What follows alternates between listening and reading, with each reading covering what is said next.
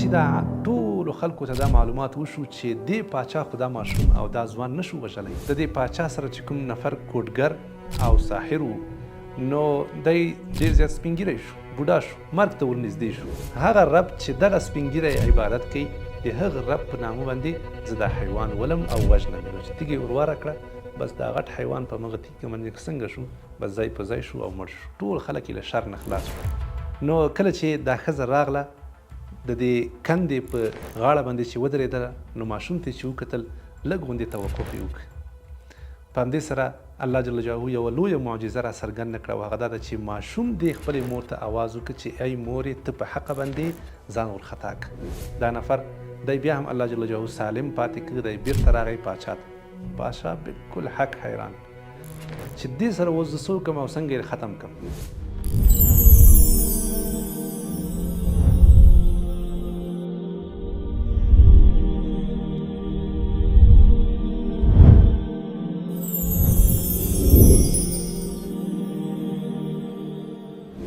له اسلام نه وړاندې د عیسی علیه السلام دغه دین چلېده کوم ته چې نصرانیت وایي. په دې وخت کې یو پاچا و او د خدایي دعوه کړې وه چې زه خدای یم. بالاخره د ده یو نفر و چې نږدې همکار و او هغه ساحر و، کوډګر و. دا کوډګر به د تل لپاره د پاچا سره مرسته کوله، کومک به یې ورسره کاوه او خلک به یې متاثره کول، خلک به یې د پاچا تابع کول. نو بیا به خلک له پاچا نه ویرېدل او ویلې به چې همدغه خدای ده. یو نفر و چې هغه نصراني و، عیسوي و، سپین ږیری سړی و. دی له دې کلي نه وتلی و، په لرې ځي کې پټ ناست و او د الله جل جلاله عبادت به یې کاوه. دې ته راهب وایي، یعنې عابد انسان، ځکه د اسلام نه وړاندې دغه حق دین و د نصرانیت. نو دی ناست و د الله جل جلاله عبادت یې کاوه. بالاخره یو وخت راغی چې د دې پاچا سره چې کوم نفر کوډګر او ساحر و نو دی ډېر زیات سپین ږیری شو، بوډا شو، مرګ ته ورنږدې شو. نو د پاچا ته یو مشوره ورکړه، وایي پاچا زه به سبا مړ یم، بیا به څوک نه وي تا سره چې ستا د دې پاچاهي تایید وکړي او ستا طرفداري وکړي. بالاخره ته داسې وکړه چې یو تکړه ځوان را پیدا کړه چې با استعداده وي او ښه هوښیار وي، ذهن یې ښه تیز وي. داسې یو ځوان را پیدا کړه چې زه د خپل علم ورته انتقال کړم، د خپل معلومات او له هغه نه کوډګر جوړ کړم.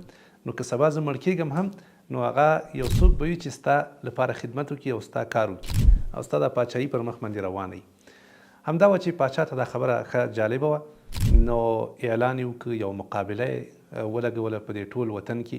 د دې لپاره ډېرو خلکو په دې مقابله کې ګډون وکړ او دا یو سختترینه مقابله وه.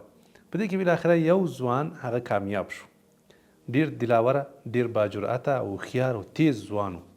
دا کامیاب شو. نو بس پاچا انتخاب که د دې لپاره چې د دې کوډګر نه کوډې او سحر زده کړي او آینده کې بیا د ده په کار باندې راشي. نو د ده دا کورنۍ هم ښه خوشحاله شوه چې زه یو نفر خو لاړه له خیره دربار ته، هلته به دی غټ سړی شي آینده کې او بیا به زموږ هم ورسره مزې وي. نو داسې وشو چې دغه ځوان دا به سحر له کوره راوته او تر مازدیګره پورې به هلته د پاچاهي په دربار کې و او له دې کوډګر نه به یې کوډې زده کولې.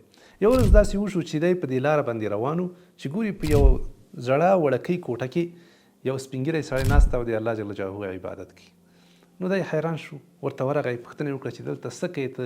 ټول کلی او خلک دې پرېښي دي او دلته راغلی. نو ده ورته ویلې چې دا ټول خلک خو دا کافران دي، مشرکین دي، د الله عبادت نه کوي او زه یوازې او یوازې د الله عبادت کوم، موږ تاسو الله پیدا کړي وو. نو ده دا ځوان د دې سپین ږیري د دې مشر خبرې واورېدلې. نو دی هم ترېنه متاثره شو، دا خبرې ورته بالکل ناشنا او جالبې وي. نو دی لاړ هلته د پاچا دربار ته، هلته به یې سحر زده کاوه. نو چې له هغې خوا به راته بیا به هم دې سپین ږیري ته ورته او چې کله به له کور نه راته نو بیا به هم سپین ږیري ته ورته او له هغه نه به یې درس ویلی. بالاخره یو ورځ د سپین ږیري ته شکایت وکړو چې دغسې هلته ما ته پاچا په غوسه یي که نه، دربار کې خلک چې ته ولې ناوخته راځې، کله چې کور ته لاړ شم خلک راته غوسه یي کور کې چې ته ولې ناوخته راځې. بس د سپین ږیري یو چل ورته وښود، ورته وویلې وایي چې کله هلته د پاچا دربار ته لاړې نو هلته به ورته وایي چې له کور نه زه ناوخته را پرېښودم، او چې کله کور ته لاړې ناوخته نو هلته کور کې ورته ووایي چې زه پاچا ناوخته را پرېښودم. نو په دې سره دا مشکل حل شو. نو دا ماشوم راته له دې هغه نه به هم درس ویلی، له دې سپین ږیري نه، له دې نصراني نه، او هلته به ته له هغه کوډګر او ساحر نه به هم درسونه ویلي، له هغه نه به یې کوډې زده کولې. یو ورځ داسې ناشنا حادثه وشوه چې دی کله په لاره باندې روان و نو ټول خلک له دې کلي راوتلي وو او ډېر په یو لوی حرج کې واقع شوي وو. هغه مشکل دا و چې یو خطرناک ځناور، ډېر یو لوی او خطرناک او غټ ځناور راوتلی و او د خلکو ټوله لارې بنده کړې وه. د هېچ چا پې زور نه رسېده، نه یې مړ کولی شو او نه یې له لارې نه ایسته کولی شو.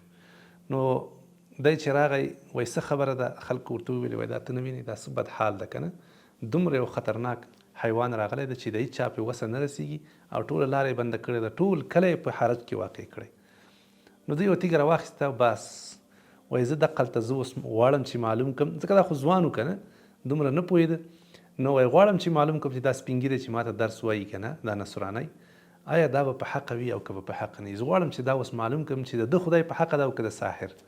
نو دا تیږه راواخیسته او ویې ویلې وایي که چېرته دغه ساحر دغه نصرانی دا چې د الله عبادت کوي که نه، که چېرته دا په حقه باندې وي نو زه په دغه تیږه باندې دا حیوان ولم او دا به ختم شي. نو ویې ویلې وایي د دغه راهب د دغه عابد د خدای په نامه باندې زه دا حیوان ولم. صحیح ده؟ هغه رب چې دغه سپین ږیری عبادت کوي د هغه رب په نامه باندې زه دا حیوان ولم او وژنم. نو چې تیږه یې ور کړه بس دا غټ حیوان په مغه تیږه باندې څنګه شو، بس ځای په ځای شو او مړ شو. ټول خلک یې له شر نه خلاص شول. کله چې خلکو دا حالت ولیده، دا واقعه ولیده، نو حق حیران شول چې یو وړوکی ځوان او په دې وړه تیږه باندې څنګه دا حیوان د مړ کړ. نو دا په خلکو کې یو ناشنا غوندې کار و. بالاخره د خلکو به چې کله یو ستونزه وه، یو مشکل به و، هغوی به راتلل او دې ځوان ته به یې ویلې چې دغه مشکل ده، دغه ستونزه ده. نو دې ځوان به په خلکو باندې دمونه اچول او الله جل جلاله به هغه خلکو ته شفا ورکوله. کله به چا باندې کوم مرض لګېدلی و یا به تکلیف و یا به ړوند و یا به برګی مرض ورباندې، بس خلکو به ورته دا مریضان راوستل او ده به ورباندې دم اچاو، نو الله جل جلاله به هغوی ته شفا ورکوله. دا ماشوم او دا ځوان کرا څنګه کېده؟ دا مشهورېده تر دې اندازې پورې چې دا خبره اندې پاچا دربار ته ورسېده. د پاچا یو خاص وزیر و، خاص ملګری و، هغه چې و په دواړو سترګو باندې ړوند و، هېڅ یې نه لیدل. دا خبر شو، دی هم ورته راغی وایي ای ځوانه ما اورېدلي دي چې ته خلکو ته شفا ورکوې، د خلکو سترګې جوړوي. وایي نه زه خلکو ته شفا نشم ورکولی، شفا خو الله ورکوي. صحیح شوه؟ نو په ده باندې هم دم واچو چې ګوري د ده سترګې بلکل جوړې شوې او سړی بینا شو. سبا ته چې کله پاچا دربار ته لاړ، پاچا ورته ګوري وایي څنګه چل ده، مخکې خو ستا سترګو کار نه کو، نن خو روغ جوړ ناست دي. هغه وایي دا تا څه چل وکړو، اخر دا سترګې دې څنګه ښې شوې؟ وایي دا خو الله جل جلاله ښې کړي. نو دی ورته وایي چې آیا ستا لپاره بل خدای هم شته پرته له ما نه؟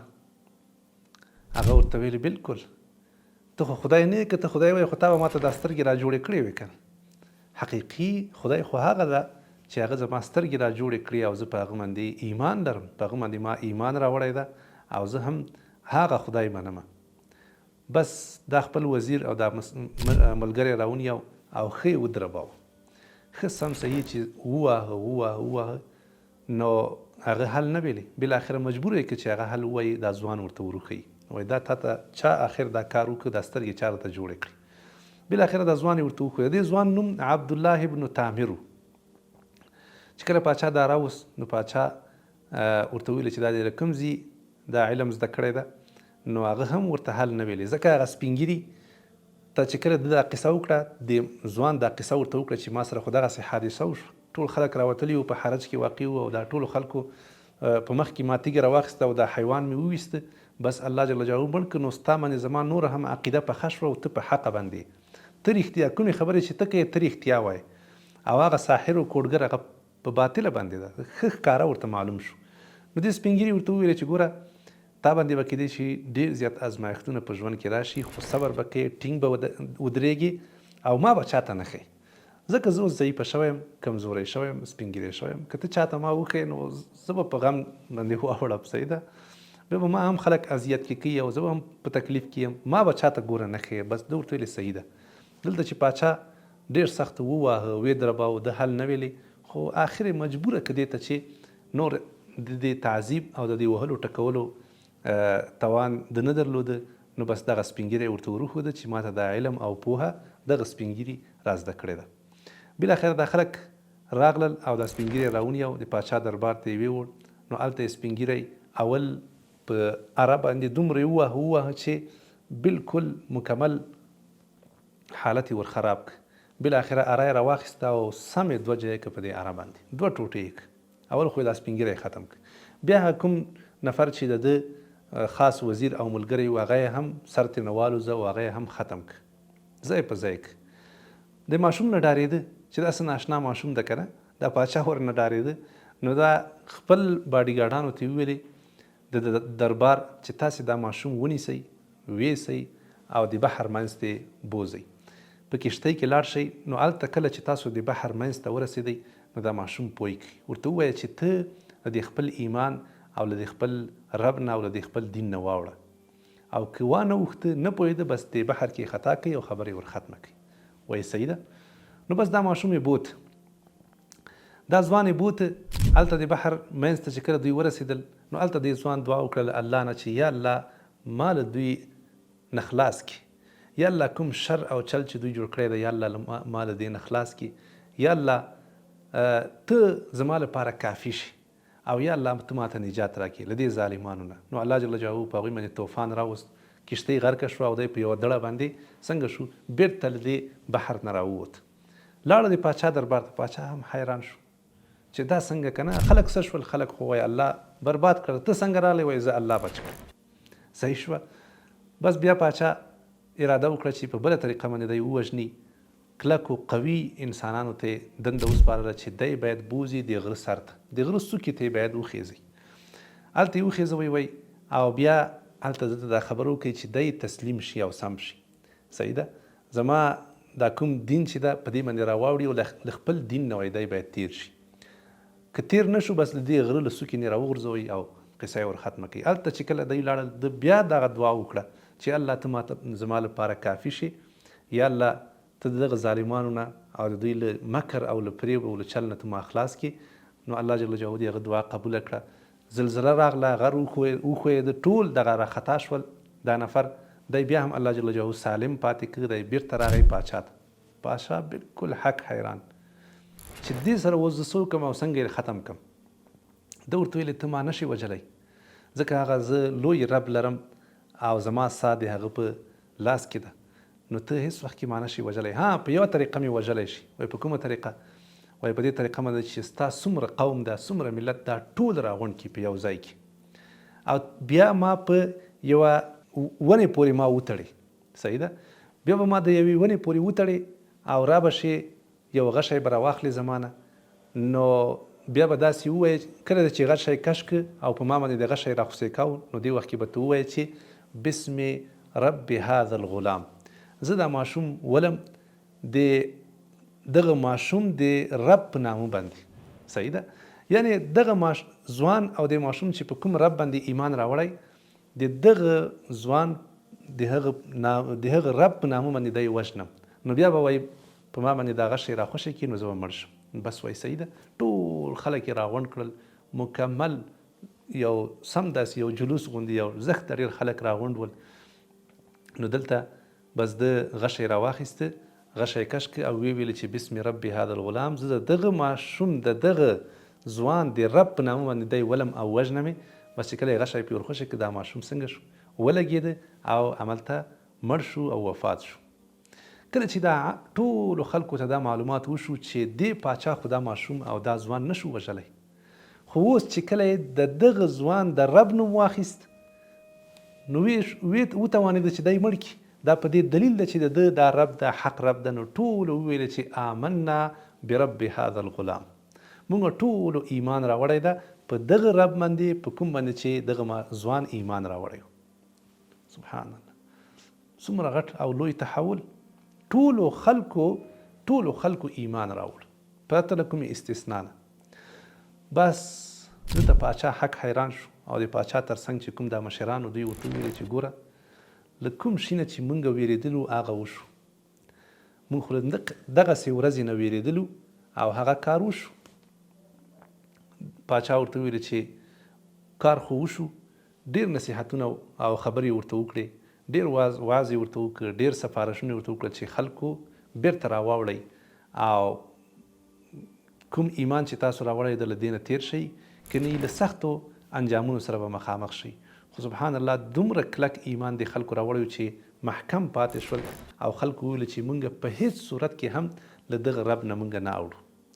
نو پاچا خلکو ته امر وکړ چې تاسو په هر ځای کې لویې کندې وباسئ او په دې کې داسې اور بل کړئ چې ډېر خطرناک. نو خلک ولګېدل، د ده دا کوم چې وزیرانو، د ده چې کوم باډي ګارډانو، د ده چې کوم عمله وه، دا ټولو په دې ټول مکمل کلو کې او په ښاریو کې دوی دا خطرناک دا لویې کندې وویستلې. بیا پکې ډېر یو خطرناک اور بل ورته ویلې چې خلک راولئ او ورته وایه چې واوړه له دین نه دی، که واوښته هغه ده، که نه یې ورخطا کوئ دې کندو ته، په دې اور کې ور واچوئ. داسې په تاریخ کې راځي چې دوی په دغه رقم تعذیب کې سبحان الله 20,000 نفر وژلي وو.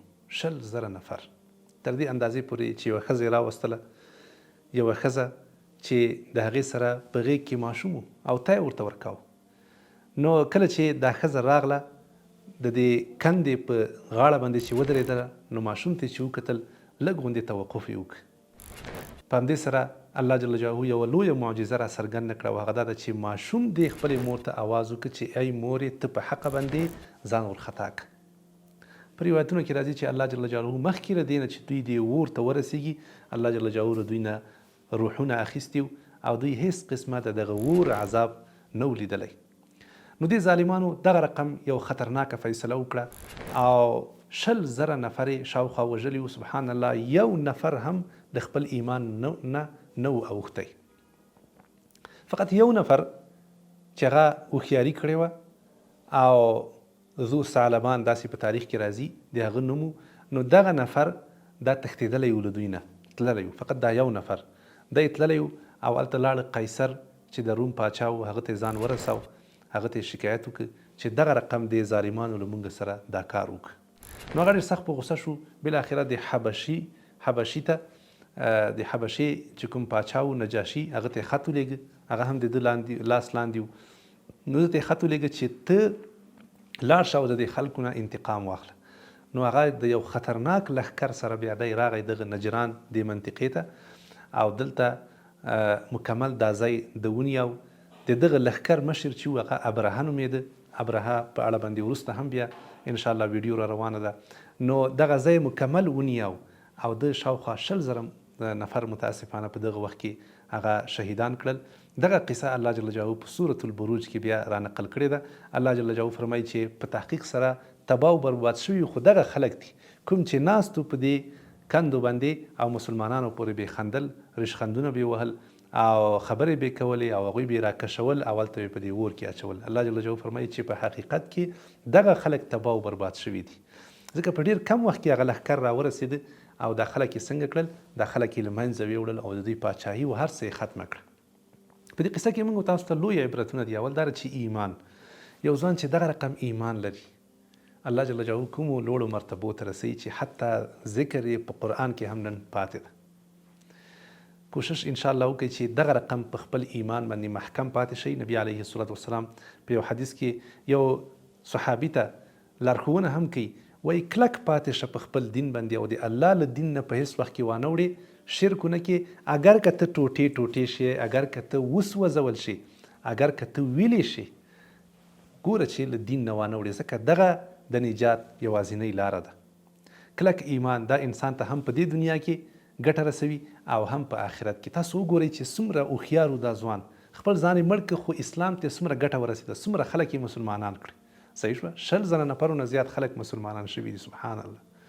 تاسو هم انشاءالله د اسلام لپاره، د دین لپاره هر رقم قرباني ته ځانونه تیار کړئ. په هر وخت کې کلک اوسیږئ، محکم اوسیږئ انشاءالله، او کوشش وکړئ چې د مسلمانانو طرفدار اوسیږئ، د هغوی سره همکاري وکړئ. دا دین په موږ تاسو باندې حق لري، د دې لپاره چې دا دین نور هم خپور شي او نور ډیر خلک اصلاح شي. موږ تاسو باید دعوت وکړو، د دې دین لپاره کار وکړو. هر لحاظه چې زموږ تاسو وسره رسیږي انشاءالله د دې دین باید موږ سپورټ وکړو، د دې لپاره چې دین نور هم را ژوندی شي زموږ تاسو په ژوند کې، نور هم خپور شي او هغه خلک چې محروم پاتې دي تر هغوی هم ورسیږي. الله جل جلاله دې موږ تاسو ټول ته محکم او راسخ ایمان په نصیب کړي.